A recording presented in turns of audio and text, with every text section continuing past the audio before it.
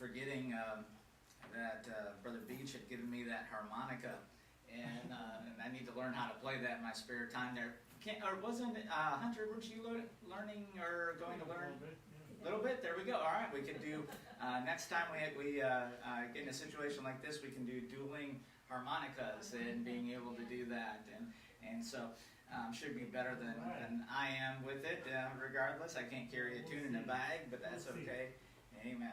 And so let's see here. Ephesians chapter number 6 will be in just a couple of moments tonight.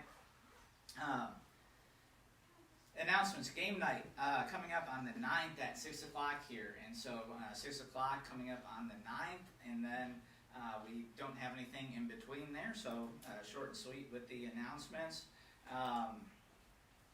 Take prayer request here at the end. Got the birds going there. All right, wait for them to finish up there. Ephesians chapter number 6 and verse number 5. Servants, be obedient to them that are your masters according to the flesh, with fear and trembling and singleness of your heart, as unto Christ.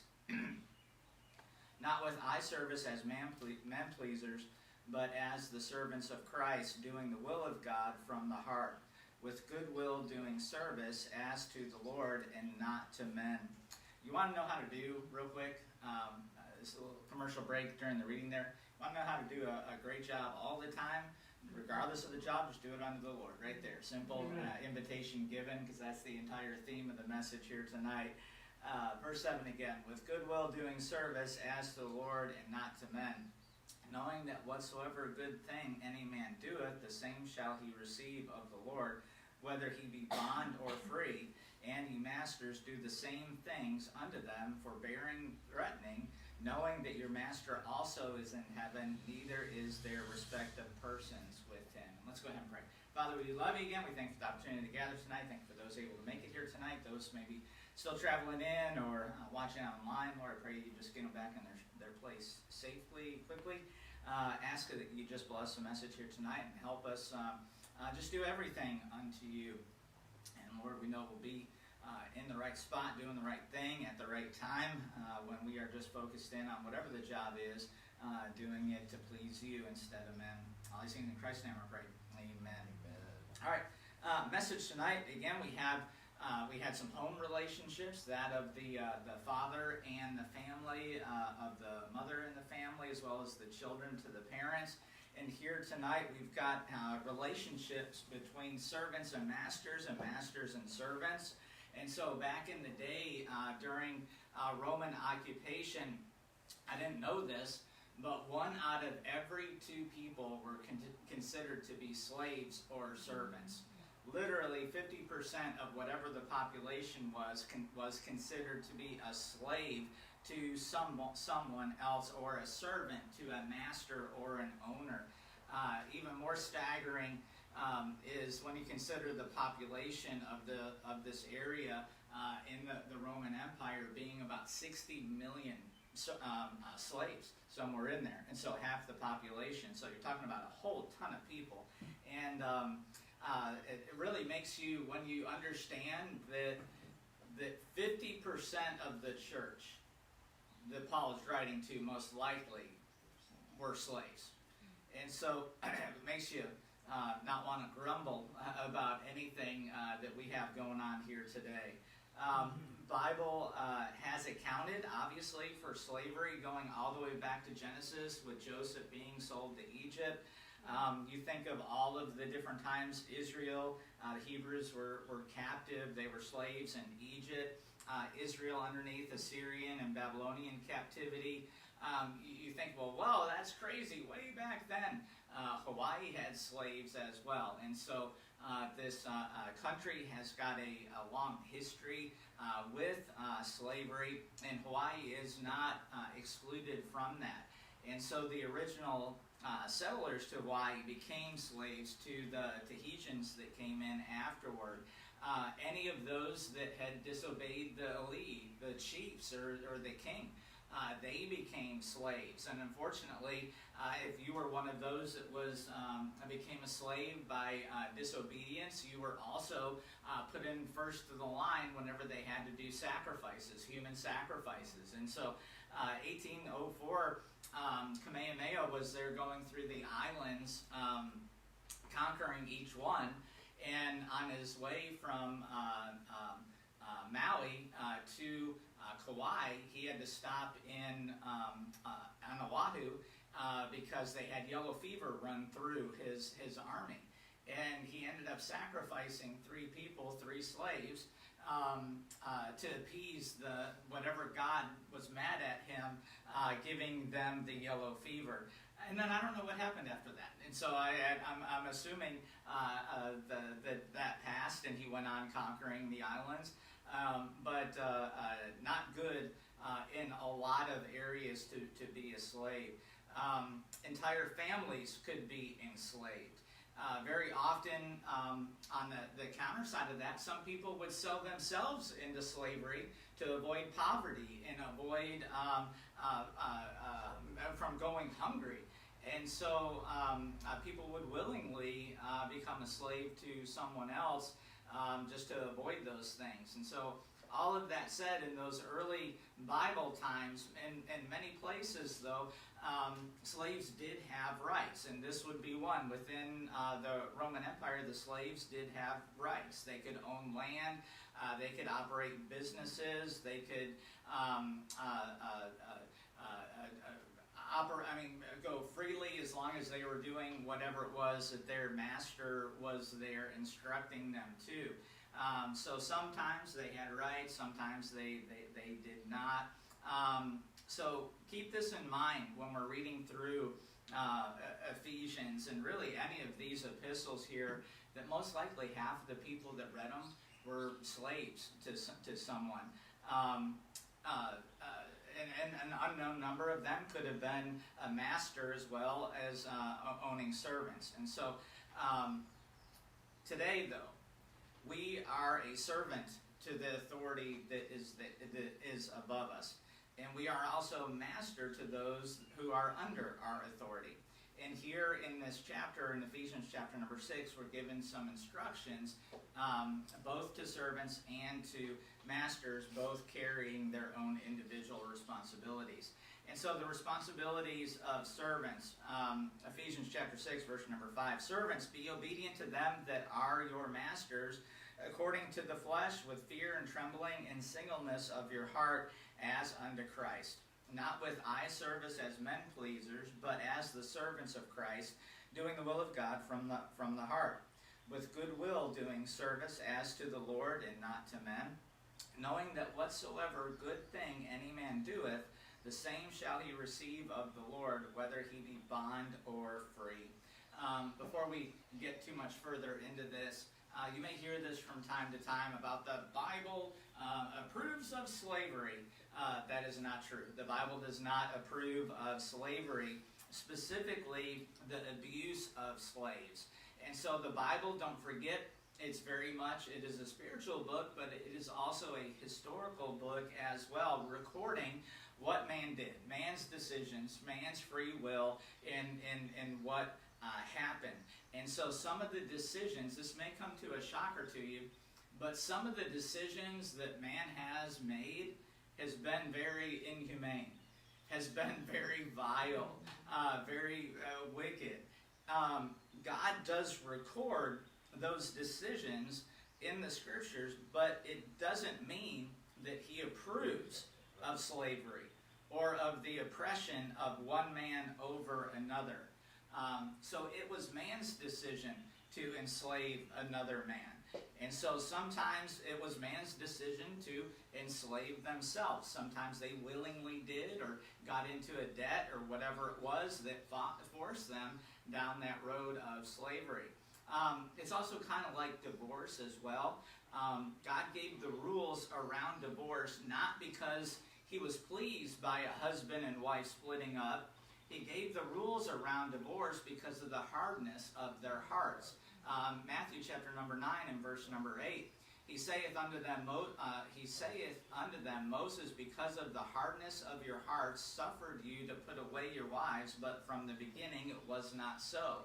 So it was God's plan all along that a husband and wife be joined, but the hardness of the heart changed that. And so God's plan was that man would walk free, but man's bad decisions, man's bad heart of oppression changed that. And so God simply put some parameters, specifically that are of the Old Testament, and being able to relieve a slave after a number of years, being able to forgive debts based on a cycle. And so God put parameters of all of those things in there, not because he condoned them, but because of the hardness of man. And so we have commandments, or command servants, be obedient to your masters. Simply means do what they say. This is not complicated here tonight at all. Do what they say, when they say it, and how they say to do it. It's not with a fear that we do this, but with an eagerness. And the best way I can describe that, where were we at? Servants, be obedient to them that are your masters according to the flesh, with fear and trembling. We're not supposed to sit there and work with fear and trembling, like he's going to be mad at me or something like that, or whatever that would cause fear within you, but rather an eagerness to please, to not want to disappoint. And again, also we have to remember, as the verse continues there, and singleness of your heart as unto the Lord. Servants, be obedient to them that are your masters according to the flesh. This is all just according to the flesh. This is not a master of your soul. And so he has your soul. It is his. Your soul belongs to God. And your servitude here as a servant or as a slave, in their case, would be temporary, and it is fading every single day. And even at the time of this writing, they had gone from Old Testament to where the slaves were there,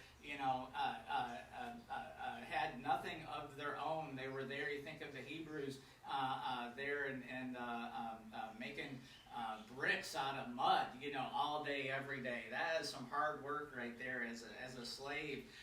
But these would have an opportunity to be business owners in the community, to have ownership of things. And so you see that trend go through today, where society ultimately has changed. Command to be obedient to the masters. Do what they say, when they say it, how they say it. Be eager to do so.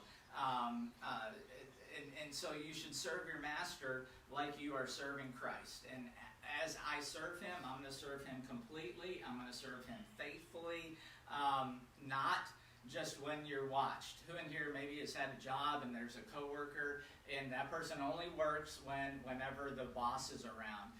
Don't look at Cameron. And so Miss Marison was pointing at Cameron over there, and she's like, he's always just working when the boss is around. And he's taking a break, taking a walk, the other time. And we know that's not the case, right? And so hopefully, but we've all worked with people that literally just work for either the accolade, the pat on the back, or to be noticed by the boss. And we worked with people extremely unreliable, where they tell the boss they'll do something, and then the boss turns around and sure enough they don't do it. We're not supposed to work that way. And so I would, after everything that he has done for me, all the promises that I know of, which is a small fraction in this brain of everything that he has promised, and everything that he does on a daily basis that I don't even recognize and I don't even acknowledge, he really deserves our best. And here he is telling you as a worker, do your best as if I told you to do it. Do your best knowing I'm right there with you. And so he deserves our best, and as a result of that, so does whoever is there, maybe an employer, whoever is there as our master. We're supposed to do it from the heart, meaning it has something, some meaning to you. If your heart is not in a job, you are not going to put a full effort into it. You're not going to care. You're not going to pay attention to the details. You're not going to take it as if it were yours. It's a good principle that if a boss entrusts you with something in your care and expects you to do it, you should do it as if it's yours. Treat it as with the respect of this is something of your own, something of Christ, and you for sure will treat it in a manner that you pay attention to the details and you care about what is going on. And so, and also with that too, serving our master as if we are serving Christ and carrying out his will. And so we're not going to be complaining on the job. How many of y'all have had the coworkers that just sit there and complain about the job, or complain about this coworker, complaining about this, complaining about that? We are to be joyfully laboring as if Jesus put you in charge of that task at hand. And it doesn't matter if you're cleaning toilets or you are the CEO of a multi-trillion-dollar company. Either way, from whatever it is, the King of Kings has asked you to do something. We should take an honor in that, take a healthy pride in that job. If you do that job as if you're doing it unto the Lord, every job you do will be pleasing because you're doing it for him. And every job that you do is going to be rewarding as well. Let's read the end of that verse.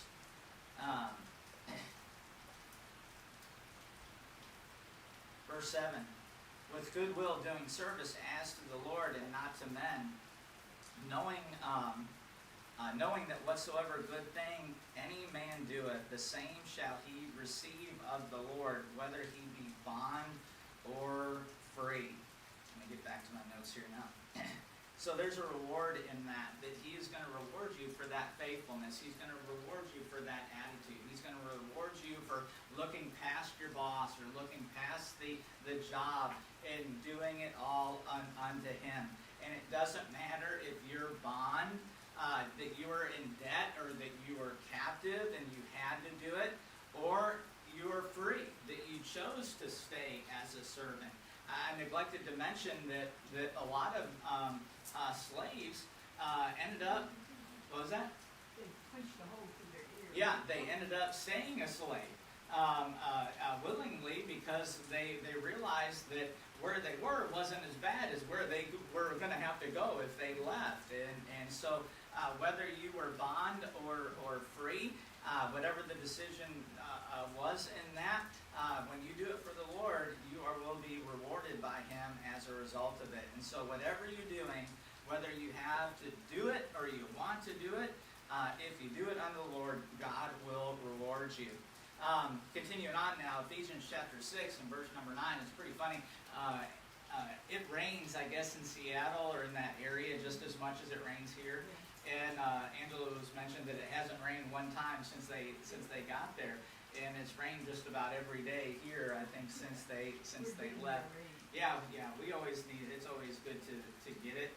Get a little break today and got some things done yesterday too, but enjoying the rain here tonight now.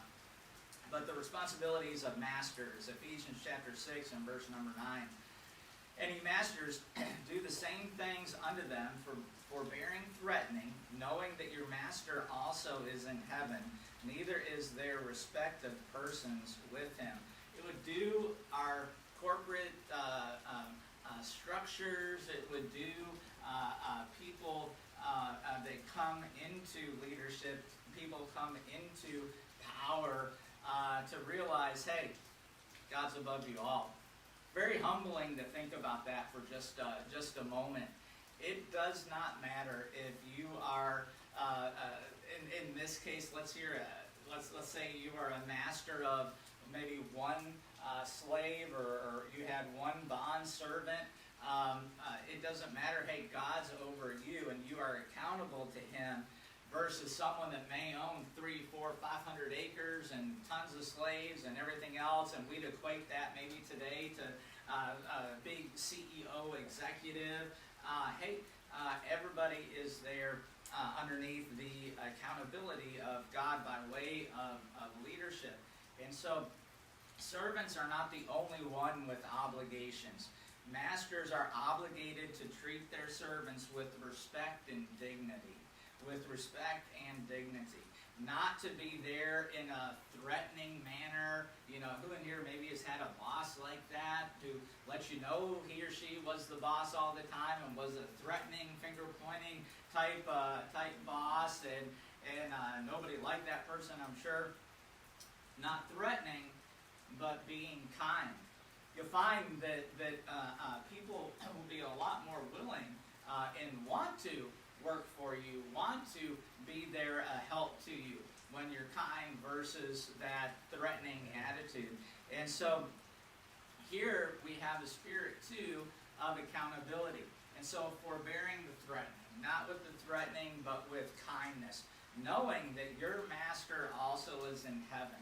So here, 50% of them most likely were slaves, but within this church of who Paul is there writing to, some of them had to have slaves as well. Some of them had to be masters, and so he's instructing them, knowing that your master also is in heaven, that you're accountable to God for how you lead and how you treat other people. And I can't help but think too, I immediately associate this to a reaping and sowing.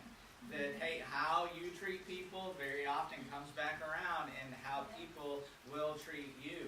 And so if you're there domineering and threatening, and you are there unkind to people in which you are there leading, mark it down. It is going to come back one day on you as well. And just like a harvest, sometimes, you know, stuff grows up in a matter of weeks. We think of the pineapples. What is that, 18 months? We think of a lychee tree. Could take 7 years in the ground before you get that first thing. Hey, it's just a matter of time. Sometimes it's right around the corner in which that sowing takes place, but sometimes it's years down the road. But mark it down, it's unavoidable that you will reap what you sow. And so we have a spirit of accountability. You're accountable to God for your leadership, but then also the principle of reaping and sowing, how you treat others, is going to come back, and how people treat you. And so also have command to treat everyone equally without favor over one another. Neither is there respect of any persons with him. And so treat everybody the same. Treat everybody on an even keel, even plane. Don't show favorites, and don't elevate one up over another. And so treat everybody with the same kindness, and you're just going to be okay. And so real simple conclusion here tonight before we go into prayer. Simple principles here tonight. Do everything unto the Lord, and you're going to be just fine. Do everything unto Him, and you'll be just fine. Serve those above you as unto the Lord, and you're going to be just fine. Manage those below you that you're in charge of, and as unto the Lord, and you're going to be just fine. So do everything unto the Lord, and you'll be just fine. As simple as that. Let's go ahead and pray, and we'll get, and I was almost said, as the piano begins to play. I didn't have that planned out. Invitation. Just a moment of prayer as I close out, and then we'll take some prayer requests, and then enjoy some time of fellowship. Let's go ahead and pray. Father, we do love you again. We just thank you for the opportunity to gather tonight, and Lord, I pray kind of as this society today is so conditioned just to complain about jobs and bosses and the authority that is there over us, and sometimes they make it difficult to turn away, and maybe some decisions are disagreeable, or may not have that boss that follows the pattern in which you've laid out for us here tonight. Lord, but either way, you've told us to do it as unto you, not unto men, and you would reward that. That's a promise that we can claim. And so no matter what the job is, no matter how small, difficult, challenging, insignificant that we may think it is, when we're doing it unto you, we're doing it unto the King of Kings. And Lord, we appreciate the promises. And Lord, help us maybe as we grow and become to lead over people. Lord, that you always just give us that servant's heart with our leadership as well, knowing that we're still serving you and we're accountable to you. Knowing that how we treat others, it's going to come back on us as well. And Lord, I pray that we just keep pleasing you. I pray that we just keep following you and giving you the glory. All these things in Christ's name I pray. Amen. All right. Let's see, prayer requests now. And so Angela and Jenna coming back Friday night, and unless things have changed, I don't know. So I don't think they have, but and so How much fun they're having with them, you know. I tell you what, is that still running there? I don't. They may be watching it or not.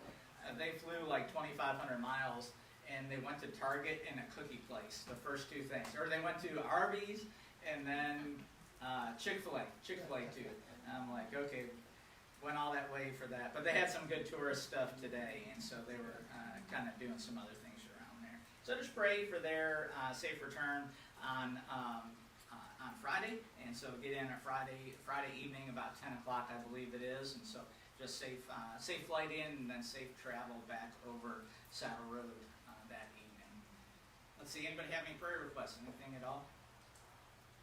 Brother Ken. So Joanne's, or our friend Nancy, who grew up with Joanne, she had malignancy wrapped around her aorta. Mm-hmm. They went in, couldn't do anything about it, sent her out. She got denied radiation, then they now approved radiation. Okay. So she's gonna have 5 weeks, 5 days a week for 5 weeks, starting June 5th, I think it is, that first Monday in June. And so you just keep her in prayer. She's very deflated. She's very, doesn't want to plan anything, and is really worried about it. So. Well, that's a blessing. She gets the radiation. Unbelievable. And being able to do that. So somebody must have seen something and give it a shot there. It'll definitely shrink with that that radiation, and being able to do that. There was somebody that we were talking to the Burleys, who are also had been headed back to Alaska, and so keep praying for them. And they flew out yesterday, and so they should be home by now. But she works in the oncology department in the hospital up there. And long story short, there was a case recently where someone had a major throat cancer issue and went through the radiation, and it shrunk enough to where they were able to do surgery. They were not able to do surgery prior, but it shrunk enough to where they're able to do surgery and end up being able to basically save that person's life because of the surgery with that. And so keep praying, power of prayer, they're right there. And so where there was no hope, now there is hope always. And so keep Nancy in prayer there with radiation. That's coming up. Yeah. Okay. 5th of June. I think it's the first Monday in June. Okay, 5 weeks, When she 5 starts. days. Okay, I understand that schedule. So, yeah, really quick though. You know, you go in and it doesn't take too long. Just that repetitive cycle there. Ms. Beverly. This is a coincidence. This is about an employee thing. Okay. Elizabeth called me today and she said, "Can I brag?" And I said, "Well, certainly." And so she said, Ernie, her son, who is a car salesman for this really big car thing, he got most valuable employee and best salesman, and it involved a chunk of money. That's always good. And he gave it to to Dornbecker Children's Hospital. Amen. Is that wonderful? I'm proud too. Okay. So thankful for Ernie with his success there, as well as his heart to be able to give that to charity. Amen. And so that's it. Yep, Marison? Please pray for Jesse's sister Vivian and her family. Their son committed suicide this afternoon. And I wrote in, asked for prayers, so, Okay. and they're in Oahu. Okay, they're in Oahu. Yes. Okay. And that was Jesse's sister's It's his son. sister's adopted son. Oh. Okay. He's in his 20s, so, If they need anything, let us know. yes. I'm assuming they have a church family over there, or They do. okay. All right. So pray for Jesse's. You said that was Jesse's Sister Vivian, that's Vivian. her son. Okay. All right. Anybody else? Yes. Pray for Eli's mom, pastor. She said that the therapy is painful for her. Okay. So I guess she's gonna go to her, pain doctor, I think, next week to ask for the shot. So she'll not do, I think, any more the therapy. She'll just go with the shot. Okay. Yeah. And that was on her back. Back, pastor. Yeah, she said I think the shot gonna be in her spinal, because it's in her lower, what do you call that, back? Yeah, the nerve. Okay. Yeah. Pray for Eli's mother there with that decision for the pain with the therapy. Anybody else? All right, let's go ahead and pray, and then we'll go ahead and dismiss. Father, to you again, we lift these prayer requests up to you. We thank you for how good you are. We thank you for the good news there with Ernie and his job, and then his heart to be able to give those funds away and be a blessing to someone else. We ask that you be with, we think of Nancy as well. Lord, I pray that you lift her up and press upon her heart that you can work through the doctors and these miracles. And as we were there praying for her situation, we see that change taking place, and pray that just encourage her and help Joanne and Brother Ken there be an encouragement to her in you. We also ask that you be with Eli's mom with the decisions with her therapy and healing of her back, and get her back on her feet there. We think of Rochelle as well with the baby and all things well there. Angela and Jenna with their safe return on Friday. And then with the heavy heart here tonight, we do pray and lift up Jesse and Vivian with his sister and the family there with the suicide of the nephew, and ask again that you just surround that family, pour out your love to them, and encourage them at this time, strengthen them at this time, and Lord, these are things that we never plan for. These are things that we never want to get introduced into our lives, but it does happen, and we're so thankful that we can turn to you during these times, knowing that you love us, that you care for us, that you can provide the comfort that we seek. Lord, we never really find the answers to these things, but we can be comforted by your word in your hand here tonight. Ask that you just put that hand of comfort upon Jesse and his whole entire family, as they're no doubt grieving there in Oahu, and may not have understanding, but they can have some peace here tonight and comfort, knowing that you care and that you love them and you can strengthen them. Ask again that you just continue to bless our church and bring us back safely here on Sunday. All these things in Christ's name I pray.